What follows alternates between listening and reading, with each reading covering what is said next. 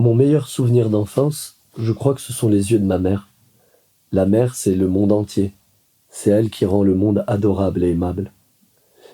Mais si tu veux un souvenir plus précis, je dirais que c'est mon apprentissage de la natation et mon amour envers cette activité. La barrière de la langue, c'est difficile. L'enfermement, c'est difficile. Je me suis rendu compte qu'en fait, la vie, c'était pas ça, en fait. Il y avait des chevaux et des papiers. La Croix-Rouge n'avait pas la capacité d'aider tout le monde. Quand tu sors de chez toi, tu sais même pas quand tu vas rentrer, tu vois.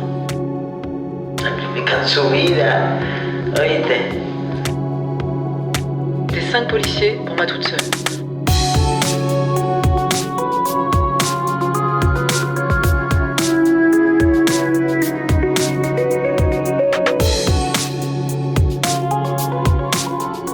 On est un peu comme des Taïmiri derrière la cage et on tend des bananes.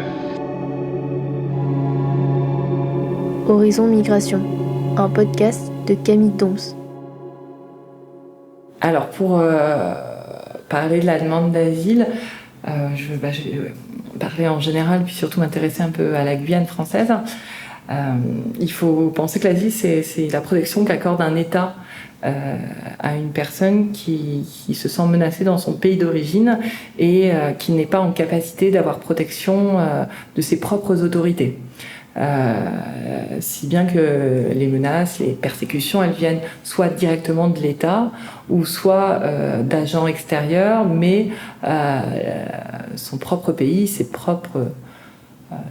police, sa justice n'est pas en capacité de la protéger. Parfois, l'endroit qui nous a vu naître est malade. Que ce soit la guerre, la pauvreté, la corruption ou les gangs, l'issue est la même. La vie, autrefois heureuse, devient impossible, puis dangereuse. Il ne reste alors plus qu'une seule solution, la fuite. C'est ce que vivent chaque année les 3150 demandeuses d'asile qui arrivent en Guyane. Dans cet épisode, nous écouterons le témoignage de Samir, qui a quitté la Syrie pour fuir la guerre et mettre en sécurité sa famille. Je suis né en Syrie, j'ai quitté mon pays avec ma famille à l'âge de 10 mois pour le Venezuela. À cet âge, j'avais pas le choix. Je ne pouvais pas dire oui ou non. Ma vie au Venezuela était très belle. J'ai vécu une belle enfance. Ce qui me marque, c'est la simplicité de la vie dans ce pays et la présence de ma famille à mes côtés. Je me considère né en Syrie, mais en même temps né au Venezuela. Ces deux nations m'ont donné une culture personnelle riche, mais contradictoire en même temps. À l'âge de 10 ans, je suis retourné en Syrie. J'avais pas envie d'y retourner, mais quelque part, je voulais voir ce pays et découvrir cette Syrie dont mes parents m'ont parlé. Bien sûr, vu de mon âge, j'étais obligé de rentrer avec eux. Les premiers mois en Syrie étaient géniaux, mais le changement de pays et de tradition, de société m'ont beaucoup impacté. Au point où j'ai toujours eu cette envie de retourner au Venezuela. Mais à cause de mon jeune âge, je n'étais pas maître de mes décisions, c'était celle de mes parents. À l'âge de 18 ans, c'est-à-dire 8 ans après mon retour en Syrie, j'avais toujours pas oublié le Venezuela et cette envie d'y retourner vivre, car le Venezuela est mieux que la Syrie concernant l'économie, la société, la nature et la liberté. Mon pays, la Syrie, est très beau, mais très limité. Ma première raison pour retourner au Venezuela est bien sûr l'économie. J'y suis resté pendant 4 ans, mais le pays et la situation politique ont commencé à changer.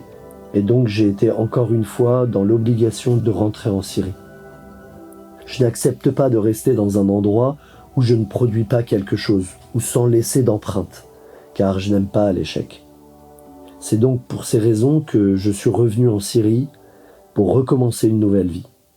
S'ajoute à tout ça le fait d'être loin de ma mère. Donc en 2004, j'étais de retour en Syrie. Peu importe où l'homme atterrit, il peut réussir, surtout s'il est ambitieux. Le début était dur. J'ai fait beaucoup de métiers. En 2011, il y a une crise politique en Syrie. Est-ce que tu peux expliquer en quoi elle t'a impacté, toi et ta famille ? En 2011, tout le monde sait ce qui s'est passé en Syrie. On peut appeler ça une crise, une révolution. Mais dans tous les cas, c'était un problème pour tous les Syriens. Bien sûr, il y avait une cause, des déclencheurs. À mon avis, cet élément déclencheur, c'est que le gouvernement syrien n'a ni su régler les problèmes de son peuple, ni les problèmes avec les puissances mondiales. Cette crise a été problématique pour toute ma famille, voire pour toutes les familles syriennes en fait, à cause de la crise économique, du manque de sécurité, la présence de danger et de peur. Cette crise a commencé par des révoltes, à une crise entre religion et ethnie. C'est devenu un cauchemar pour mon travail et celui des autres. Est-ce que t'as pris part au conflit? T'as fait ton service militaire? Je crois que concernant le service militaire, je peux parler au nom de tous les jeunes Syriens. Cette loi existe en Syrie depuis bien longtemps. Un jeune d'un certain âge doit effectuer son service militaire. Mais ce service n'est plus un service militaire. Il s'est transformé en service d'individu, pour régler des comptes ou pour tuer ses compatriotes. Moi et de nombreux Syriens n'avons pas fait ce service. Nombreux ont quitté le pays pour ne pas l'effectuer. Personnellement, je refuse de participer à ça, car je refuse de porter une arme et de servir des bandes. En 2021, tu commences à penser à quitter la Syrie. Est-ce que tu peux expliquer ce qui t'a décidé à partir? Moi, je travaillais à mon compte. Donc franchement, si j'y restais, j'allais finir à la rue sans rien. Donc je me suis mis à réfléchir à mon avenir, celui de ma famille et de mes enfants. J'ai commencé à chercher un pays qui me garantirait ma liberté, la liberté de travailler, la liberté d'expression, un bon avenir pour moi et ma famille. Pour moi, 2021, c'était l'année de ma décision. Pour d'autres jeunes Syriens, c'était avant ou après.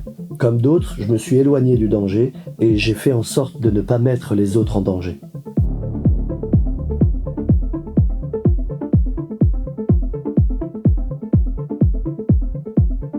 Lorsque j'ai pensé à migrer, beaucoup de choix m'étaient offerts en 2021. Je pouvais aller en Russie légalement, puis aller en Biélorussie, et ensuite traverser quelques pays de l'Europe de l'Est pour arriver en Allemagne ou dans un autre pays européen.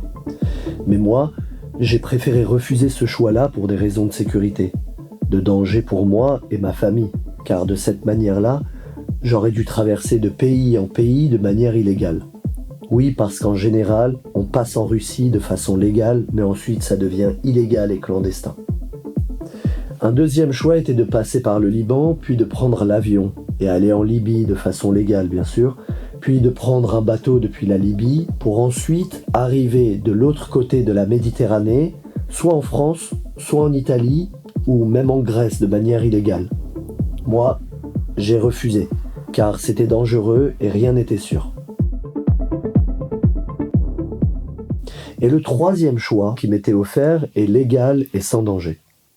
Ça consistait à aller au Brésil ou au Venezuela et ensuite aller en Guyane française. Puis, si on est accepté en Guyane, le projet c'est de partir en France métropolitaine. Ce choix me paraissait le meilleur. Il ne présentait pas beaucoup de dangers et était le plus correct en termes de loi et d'humanité. Et donc finalement, j'ai pris ce choix-là. Est-ce que ta famille a accepté ton départ? Ma famille avait besoin que je voyage seul dans un premier temps, pour que je puisse les faire quitter la Syrie et les amener dans un pays plus sécurisé. Autrement dit, je suis leur moyen pour quitter le pays. Donc oui, ils ressentaient ce besoin que je parte pour qu'ils puissent quitter notre pays détruit, mais en même temps, ils étaient tellement tristes, surtout ma femme et mes enfants, au point où, quelques jours avant mon départ, ils voulaient que j'annule le voyage. Ils étaient tellement en pleurs. Concernant mes parents et ma plus grande famille, en gros mes oncles et mes tantes, ils ont tous cette envie de quitter le pays, et je leur souhaite les meilleures chances pour qu'ils puissent faire ce qu'ils veulent, mais il reste toujours... Il y a cette idée qu'il ne faut pas quitter nos terres et les laisser à des gens qui ne les méritent pas. Mais bien sûr, il faut chercher le meilleur avenir, et ailleurs quand il faut, surtout pour mes enfants. Je trouve que l'avenir des enfants est bien plus important qu'une histoire de garder notre terre. Je considère qu'un pays qui nous accueille, qui nous fournit un avenir, devient à force notre pays même si on n'est pas né dedans. Et peut-être même qu'il dépassera notre pays d'origine.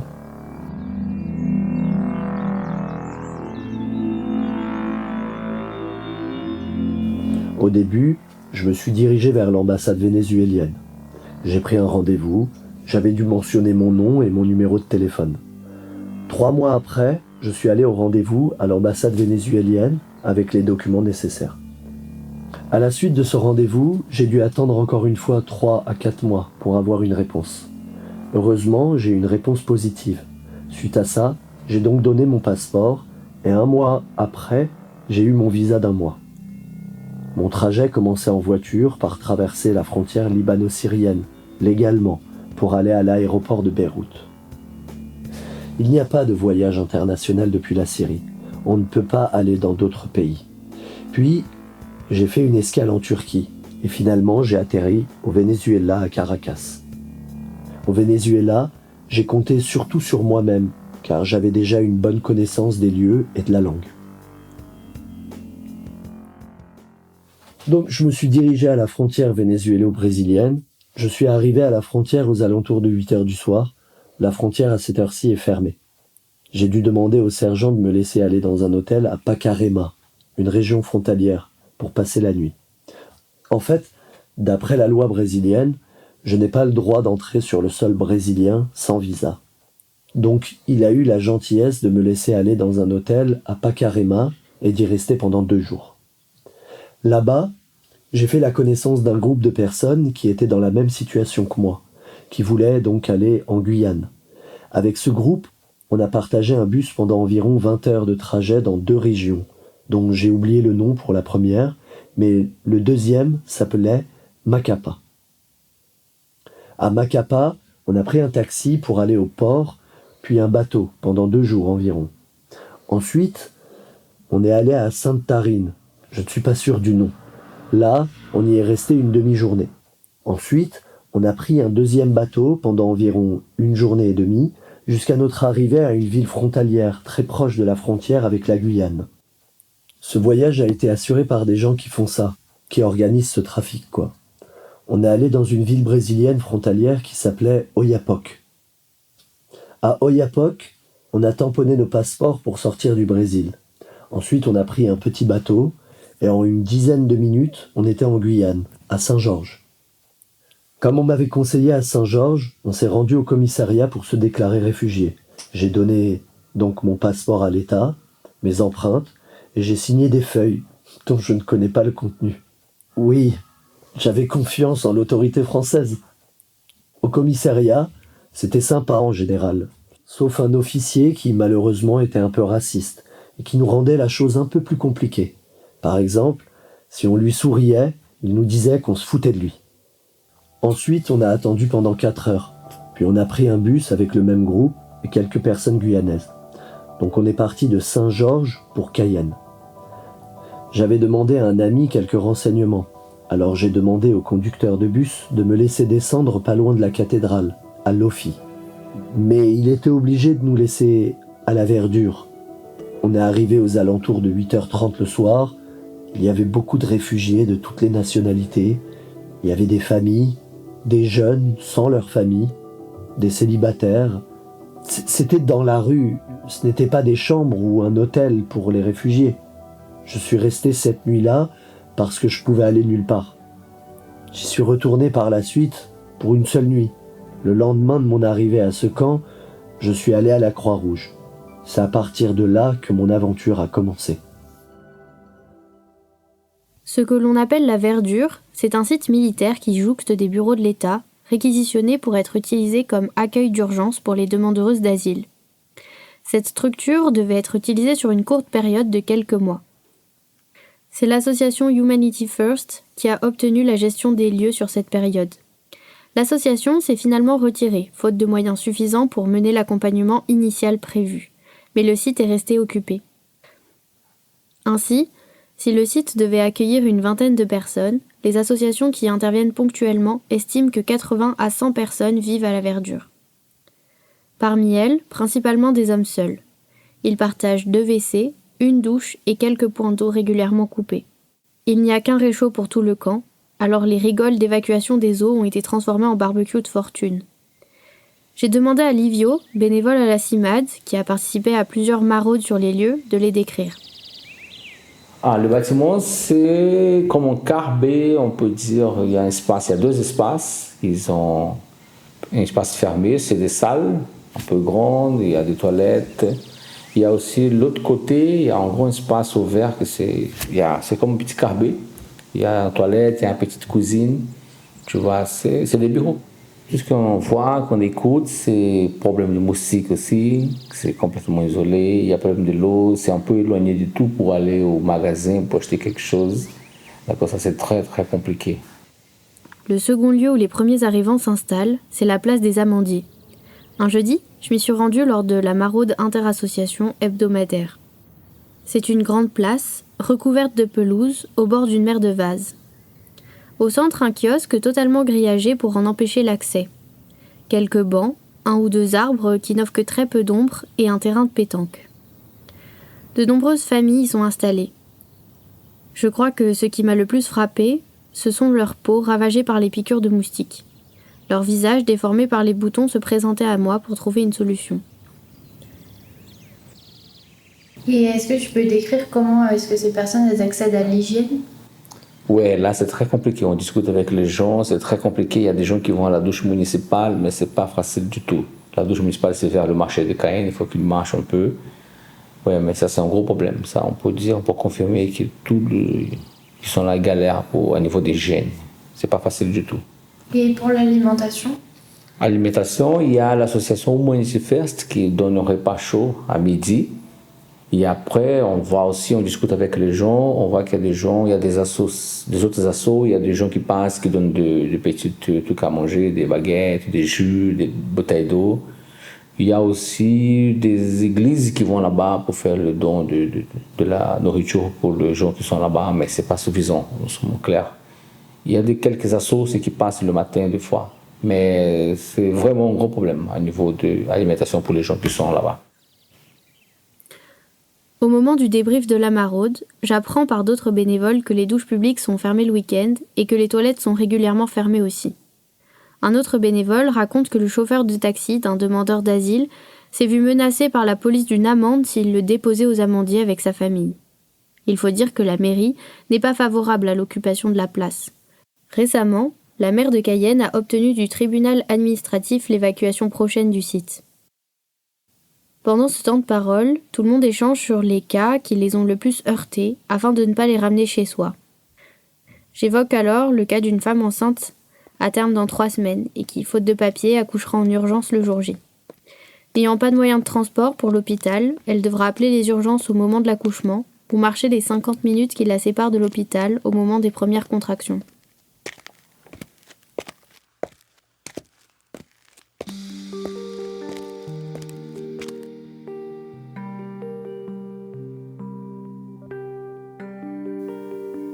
Arriver à Cayenne est difficile. Les nuits dehors que doivent traverser les demandeuses d'asile en sont témoins. Malheureusement, elles ne sont que le début d'une longue série d'étapes administratives pour obtenir le statut de réfugié. Il faudra d'abord prendre rendez-vous à la SPADA, structure de premier accueil pour demandeurs d'asile. En Guyane, c'est la Croix-Rouge qui est chargée d'organiser ce premier accueil. C'est le premier contact avec l'administration française pour les demandeurs et demandeuses d'asile. Le but du rendez-vous avec la SPADA, c'est d'expliquer aux personnes qu'est-ce que l'asile et comment le demander. On leur expliquera les droits qui s'exercent pendant la procédure et on enregistrera les informations administratives des personnes. À l'issue de ce rendez-vous, on fixe un second rendez-vous au GUDA, guichet unique pour les demandeurs d'asile. Au GUDA, les demandeuses d'asile rencontrent 2 institutions. La première, c'est l'OFII, Office française de l'immigration et de l'intégration. Son rôle, c'est d'accompagner les demandeurs et demandeuses d'asile matériellement. Elle propose ainsi un dispositif d'accueil qui inclut l'ADA, l'aide aux demandeurs d'asile. Par rapport à l'ADA, c'est encore une spécialité guyanaise, puisque alors que beaucoup de personnes en Guyane gagnent plus d'argent grâce à des primes, primes outre-mer, primes sur le fait d'être ici en Guyane, et à l'inverse, pour l'ADA, ça a été diminué. C'est-à-dire qu'ils sont à 3,80 € par jour, alors que c'est 6,80 € par jour en métropole. Donc c'est complètement absurde quand on voit que tout le monde que la vie est plus chère et eux, il y aurait moins besoin. En plus de cette aide financière, le dispositif d'accueil de l'OFII offre normalement un logement aux demandeurs et demandeuses d'asile. En matière de logement, il existe différentes structures. les CADA, centres d'accueil pour demandeurs d'asile, qui incluent une aide médicale et sociale. Il n'en existe pas en Guyane. Ici, on retrouve des UDA, hébergements d'urgence des demandeurs d'asile. Ce sont de petits appartements, éclatés ou rassemblés dans un même bâtiment. Ils accueillent le plus souvent des familles en procédure. L'accompagnement social y est plus réduit que dans un CADA. Ils sont souvent assez petits au vu du nombre de personnes qui y habitent. On retrouve aussi des ODA en Guyane, accueil d'urgence des demandeurs d'asile. Ça peut être des chambres d'hôtel ou des espaces qu'on transforme temporairement pour accueillir des personnes, comme c'était le cas à la Verdure par exemple. Ces logements sont souvent rudimentaires. Une chambre partagée, un lit de camp pour dormir et des points d'eau communs, car ils sont à destination de personnes engagées dans des procédures rapides. Ce dispositif ne prévoit aucun accompagnement social. Certains logements sont très éloignés de Cayenne, qui est le lieu de toutes les démarches. Parfois, l'absence de transport en commun incite certains à refuser leur logement, préférant un logement de fortune mieux situé. Malheureusement, le dispositif d'accueil de l'OFI est soumis à des conditions. Si un logement est refusé, on sort du dispositif. On ne peut plus toucher l'ADA. On se retrouve ainsi non seulement sans le logement qu'on a refusé, mais aussi sans aide financière. A l'inverse, si on accepte le logement, l'ADA est divisée. Elle diminue, passant de 246 à 144 € par mois. En Guyane, il existe environ 1 millier de places, ce qui ne suffit pas. Comme tout le monde ne peut pas être logé, un critère de vulnérabilité a été mis en place. Si les familles et les malades sont logés, les hommes et les femmes seuls sont livrés à eux-mêmes, et souvent à la rue. J'ai demandé à Samir ce qu'il en était pour lui. Désolé, il y a peut-être beaucoup de détails que j'ai dû oublier. Donc j'ai dû aller à la Croix-Rouge. Je savais que les familles étaient avantagées par rapport aux personnes seules. En gros, l'État va plus aider les familles à sortir du camp que les personnes seules. Je savais que si je comptais là-dessus, j'allais rester à la rue, et ça allait me prendre des mois. C'est pour cette raison-là que j'ai voulu trouver un logement par mes propres moyens. J'ai été étonné par le fait qu'à Cayenne, tous les logements sont des maisons, et que chacun a une chambre dans cette maison. La cuisine, la salle de bain sont partagées entre les colocataires. C'était l'occasion pour moi. Ça m'a coûté 300 €, donc 150 pour le contrat, et ensuite 150 € de location par mois. Personnellement, je n'étais pas prêt à toutes ces dépenses-là, par rapport à ce que j'avais comme argent dans mes poches. En tout cas, pour le projet et pour mon envie, j'étais obligé de payer tout ça, et donc de me débrouiller. Bien sûr qu'après un tel trajet, je n'allais pas baisser les bras. C'est vrai que j'ai été payé par l'OFI, mais cet argent ne me suffisait pas pour manger et payer la location. Je savais que le début n'allait pas être facile, donc il fallait être patient. J'ai été obligé d'habiter à la rue pendant une période de 3 mois, car je n'avais plus d'argent pour louer. La CAF m'avait refusé, et l'OFI me donnait plus d'argent. Peut-être que j'abuse de dire que j'étais à la rue, mais c'était presque la rue, sauf qu'on avait un toit. Les conditions de vie n'étaient pas si faciles que ça. Ce n'était pas du tout fait pour accueillir des réfugiés. Il n'y avait pas d'eau, pas d'électricité. En Guyane, il n'est pas si facile que ça d'avoir des papiers. Et il faut beaucoup de patience et beaucoup d'attente. Donc pour ma première visite à la Croix-Rouge, je m'y étais inscrit parce que c'était la première fois. Ils nous avaient donné une feuille, il fallait noter nos noms, les noms de nos enfants si on était mariés, comment on était arrivé ici et de quelle manière, et d'autres infos personnelles. À la suite de cette visite, ils nous donnaient un rendez-vous à la mairie, à la Croix-Rouge. Personnellement, à la mairie, on ne m'a pas demandé si j'avais besoin d'un logement, mais on m'a demandé où j'habitais et comment je payais mon loyer. Finalement, il y avait beaucoup trop de réfugiés pour un nombre très réduit d'employés. Du coup, la Croix-Rouge n'avait pas la capacité d'aider tout le monde, ou même de fournir une aide médicale. Finalement, je n'ai pu bénéficier ni de logement, ni de panier alimentaire. Au GUDA, les demandeurs et demandeuses d'asile rencontrent une seconde institution, la préfecture. C'est elle qui va enregistrer la demande d'asile, donner une attestation d'asile qui régularise la personne pour une durée de 6 mois et remettre le livret OFPRA. Ce livret est essentiel, c'est dans ce dernier que l'on va pouvoir raconter son histoire et l'étayer avec des preuves. Ici, 2 difficultés se posent aux demandeuses d'asile. D'abord, raconter une part difficile de son histoire de façon claire et détaillée, dans une langue dont souvent on ne partage pas l'alphabet. Pour ça, la Croix-Rouge propose une aide à la traduction. Ensuite, il faut prouver son histoire, Et c'est peut-être la partie la plus compliquée. Et oui, parce que lorsqu'on fuit son pays, parce qu'on est menacé, il est rare d'emporter avec soi des documents administratifs ou une déclaration de son médecin sur l'honneur qu'on a été violenté.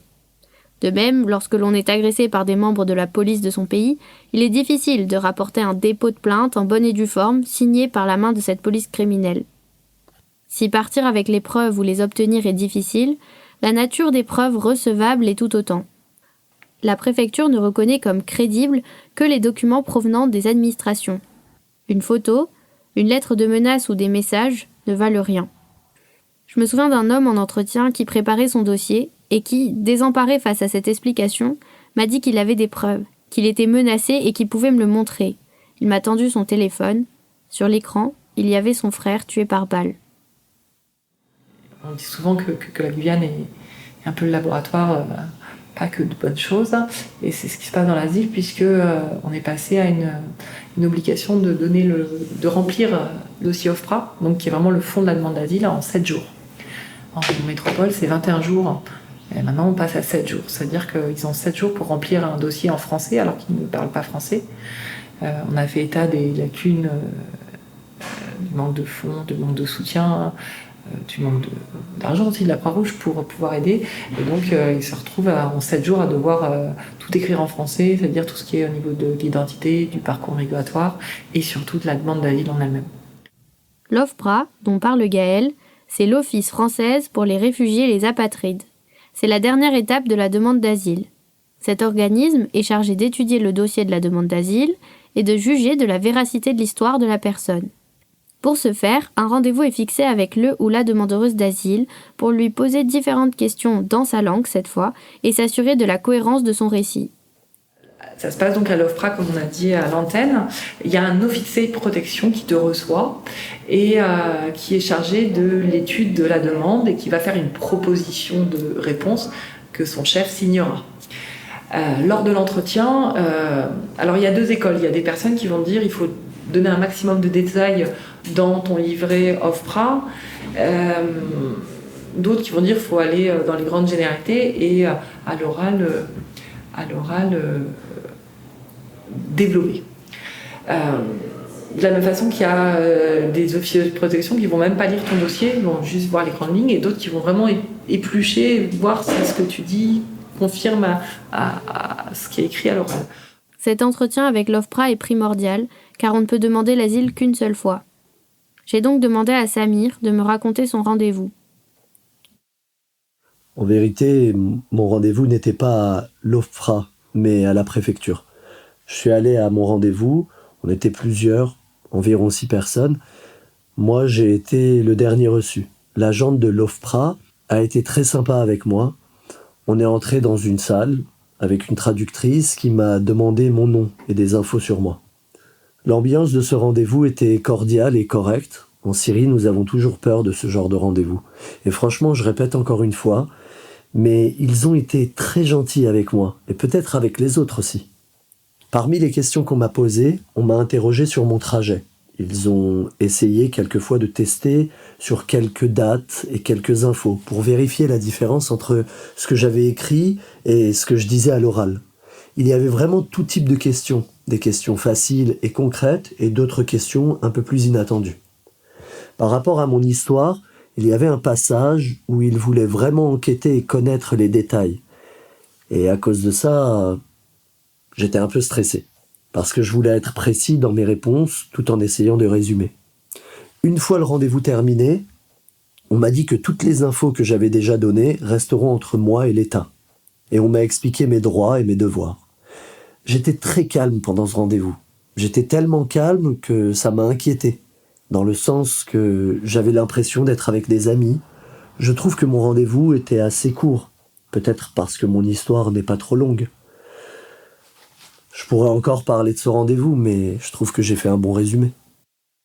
Si ce rendez-vous s'est bien passé pour Samir, il est très difficile à appréhender et inquiète beaucoup les demandeuses d'asile. Que ce soit au vu de ce qu'on y décidera ou à cause du fait qu'on y examine votre vie au peigne fin. J'ai demandé à Livio, qui travaille au COMED, une autre association qu'il vous présentera lui-même, comment cet entretien impacte moralement les demandeurs et demandeuses d'asile. Ouais, là, normalement, les gens, ils arrivent, à niveau des questions, il faut qu'ils racontent son histoire. Pourquoi ils demandent d'asile en France? C'est quel motif? Puis après, la personne va raconter. Il y a des interprètes professionnels là-bas. Et des fois, il y a des gens qui sont... C'est très compliqué de parler. Des fois, ça dépend du parcours des îles de la personne. Mais c'est pas facile du tout. Surtout des fois, surtout qu'on dit, les gens qui viennent d'un parcours de torture, qui viennent de persécution, qui viennent, tu vois, de prison. Il faut raconter tout ça. Il y a des gens qui pleurent, qui se sentent pas bien. Mais ce qu'on voit, c'est pas facile. C'est pas facile d'un conseil au FRA, de revivre tout ce que les gens ont passé. Toi, du coup, tu travailles au COMED. Et est-ce que dans cette association, est-ce que déjà tu peux la présenter un peu? Oui, l'association COMED, c'est le comité médical pour les exilés. Depuis 40 ans en France. En Guyane, nous sommes les activités depuis 2010, je pense. Et là, notre dispositif, on a commencé en 2021, qui c'est justement pour les exilés. On travaille avec ces publics. Notre porte de rentrée, c'est la santé mentale. On travaille avec le psychotrauma. Et après, on essaie d'avoir une structure multidisciplinaire avec le médecin généraliste, la psychologue, on a des travailleurs sociaux, moi qui suis médiateur en santé. Et on accueille le public qui vient. Et notre porte de rentrée, c'est la santé mentale. C'est justement le rendez-vous avec notre psychologue. Et du coup, est-ce que vous préparez les personnes à ce fameux entretien avec l'OFPRA? Et comment vous les préparez si c'est le cas? Ouais, il y a des gens qui arrivent avec nous avant l'entretien OFPRA. C'est pour ça qu'on demande, quand les gens viennent en entretien d'accueil, on demande s'il est déjà passé l'entretien OFPRA. Et on dit un peu comment ça va marcher. On a, même sous la maraude Interasso, qu'on fait régulièrement, on a un petit peu un trame, comment ça va se passer, des questions que peut-être l'OFPRA pourra faire à la personne. On essaie de montrer un peu, parce que les gens arrivent là-bas, qu'ils soient un peu au courant comment ça va se marcher. Tu as une idée des critères sur lesquels se basent les évaluateurs, entre guillemets, de l'OFPRA? Non, ça, non. L'accord ou le refus d'une demande d'asile dépend donc de l'examen du dossier de la personne et de son entretien avec l'OFPRA. Il faut cependant savoir que le temps accordé à cet examen est différent selon le pays d'origine du demandeuse d'asile. En effet, il existe une liste qui classifie les pays d'origine dits sûrs et qui va orienter la façon d'appréhender la demande d'asile. Alors, il y a en France des catégories de pays qui sont classés dans ce qu'on appelle les pays d'origine sûrs. Les pays d'origine sûrs, en fait, c'est des pays pour lesquels la France n'identifie pas de difficultés d'ordre géopolitique ou social qui permettraient aux ressortissants de ces États de déposer une demande d'asile. Ça ne veut pas dire que les ressortissants et ressortissantes de ces pays identifiés ne peuvent pas déposer une demande d'asile. Ça veut dire que pour ces personnes, il y a un présupposé que la demande d'asile n'est pas fondée. Et que de ce fait, quand la demande d'asile est introduite, elle va être examinée, mais elle va être examinée de manière accélérée, c'est-à-dire de manière un peu plus légère que pour les autres nationalités. Si Samir a finalement obtenu l'asile, ce n'est pas le cas de tout le monde. En Guyane, 50% des demandes n'ont pas abouti en 2022. Cela représente environ 1550 personnes à qui on a refusé la protection. En cas de refus de la demande d'asile, la personne demandeuse n'est plus régulière. En Guyane, elle peut donc se faire arrêter et expulser à tout moment. Elle retourne au point de départ, car elle perd son logement. On donne 3 mois aux personnes qui n'ont pas obtenu l'asile pour quitter le logement qu'on leur avait accordé. Si on possède de nouveaux éléments, de nouvelles menaces ou des preuves supplémentaires, il est possible de demander un réexamen de sa demande à l'OFPRA. Si on n'a pas de nouveaux éléments, on peut contester le refus d'asile en faisant un recours. Pour le rédiger, il faut être accompagné d'un avocat qui le présentera devant la CNDA, Cour nationale du droit d'asile. Aujourd'hui, Samir se prépare pour l'examen de l'OFI afin d'évaluer le nombre d'heures de français dont il aura besoin. Il commence à penser à la ville où il s'installera lui et sa famille. Cette dernière a entrepris les démarches pour le rejoindre et sont arrivés à atteindre l'ambassade française au Liban. Je lui ai demandé comment il appréhendait cette nouvelle vie et cette nouvelle nationalité. Comme je l'avais dit avant, moi je suis né en Syrie, mais j'ai vécu mon enfance au Venezuela pendant une dizaine d'années. Puis je suis revenu en Syrie avec mes parents, ensuite je suis reparti au Venezuela dans le but de travailler là-bas, et puis je suis revenu en Syrie. Voilà un bon résumé de ma vie. Donc j'ai toujours ce sentiment d'être divisé entre deux nations. Dans des situations, je me sens syrien, dans d'autres, je me sens vénézuélien. Et finalement, je trouve que la France est le pays des droits de l'homme et de la liberté. Mais en Guyane, je me suis souvent senti rejeté par la population. Peut-être que c'est dû au fait que je ne parle pas la langue. Il y a des gens qui sont très sympas et gentils avec moi, ils sont solidaires, et ils ont cette envie de t'aider, de comprendre ta situation et ton histoire. Mais en même temps, il y a une partie des gens qui te rejettent. Par exemple, les officiers d'État veulent toujours communiquer avec toi par le moyen d'un traducteur. Ils ne cherchent pas à te parler en anglais, par exemple, ou en espagnol. C'est une question un peu personnelle, mais est-ce que tu arrives à combiner tes différentes identités ? En vérité, non. Cette question est très pertinente. Quelquefois, je me sens perdu. J'aimerais bien un jour me sentir français, et que mes enfants soient français, pas que de nationalité, mais dans leur manière de communiquer avec les autres, et par les études aussi. Aujourd'hui, je me sens perdu. Je ne sais pas si je suis arabe syrien ou vénézuélien espagnol. Donc le pays qui va me donner des droits va être mon pays. J'espère que les prochaines étapes vont être plus simples. J'espère que ma décision de venir en France, dans un pays de sécurité et de paix, sera l'un des meilleurs choix que j'ai pu faire.